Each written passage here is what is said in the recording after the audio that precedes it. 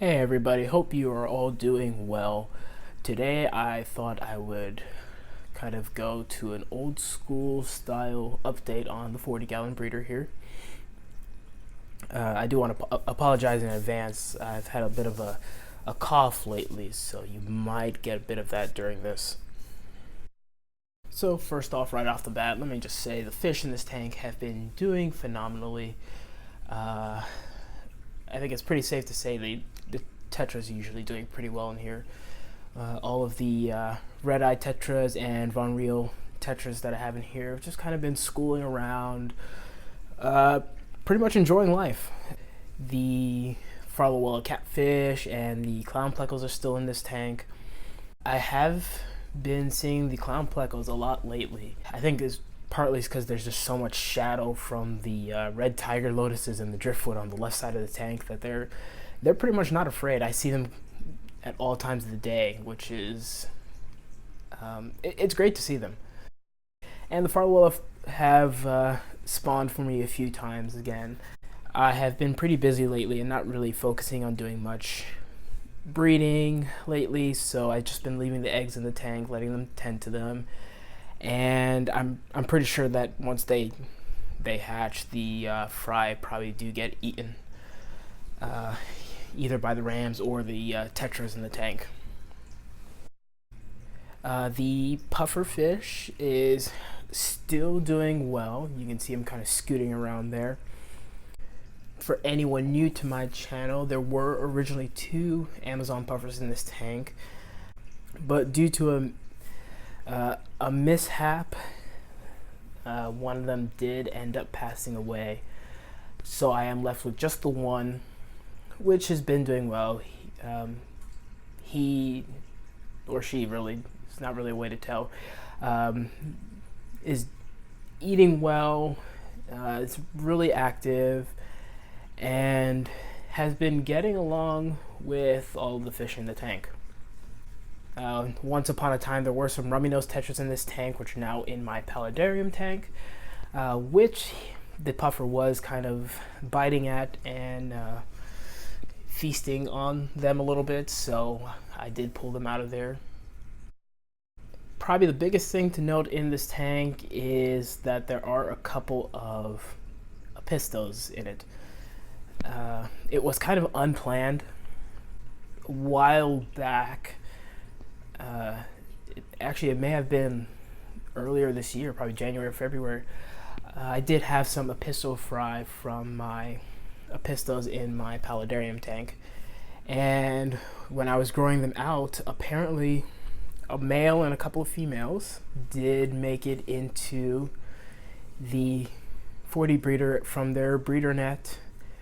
So they've been living in here, and I haven't really been able to take apart the tank or really fish them out of there. So they've been in there, they've pretty much made themselves at home, and they've actually spawned a couple times. The male spawned with both females, which was interesting to see. But there are even some juveniles in the tank at this point. They raised up in there, and they are starting to look pretty good and starting to color up themselves. So eventually I am going to have to do something about those guys. So in last week's video, I mentioned that I had a few projects in the works, and some of those are going to be revolving around the 40 breeder. I am planning in the future to pretty much overhaul this tank a little bit. I have noticed some of the silicone starting to peel off of the seams. There's nothing major yet, but I'm thinking I may go ahead and drain the tank, empty it out, and reseal it, just for peace of mind. And at the same time doing that, I am most likely going to be removing the 3D background from the tank. This is a Universal Rocks 3D background that I got in probably about 5 or 6 years ago at this point, and I really enjoyed their backgrounds. But one of the obstacles with this tank and scaping it has been, I think, the 3D background and the fact that it kind of backs up the tank. So I'm thinking I'm probably going to just take that out, go with a solid black background, and take the opportunity to also redo the scape. I have some pretty good ideas in mind that I've planned out. I'm thinking of trying some new things with the driftwood in this tank and some of the stones.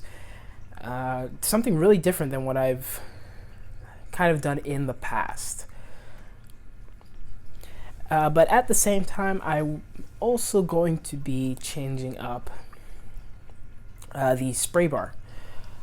And I'm going to be going with a spray bar again, and it's going to be DIY. But this time I'm going to go with a little bit different design. And it's most likely going to spray from the back of the tank towards the front and pretty much take up the entire length of the tank. I think that'll really benefit for some more surface agitation and some more circulation in the tank. And since the background will most likely be black, it's definitely not going to stand out there. But anyways, that is pretty much it for today's video. Thank you guys for watching. Thank you for putting up with my sick voice, and I'm sure you've heard me sloshing around the halls in my mouth here, trying my hardest not to cough so as not to blow out anyone's eardrums. But just stay tuned. Like I said, there's lots of projects in the works, and I'm definitely going to bring you guys along for it. If you're not subscribed already and you do want to see those projects I have upcoming, go ahead and subscribe and make sure to hit that bell too so you know when I do upload the videos. Thanks again, guys, and I'll see you in the next video.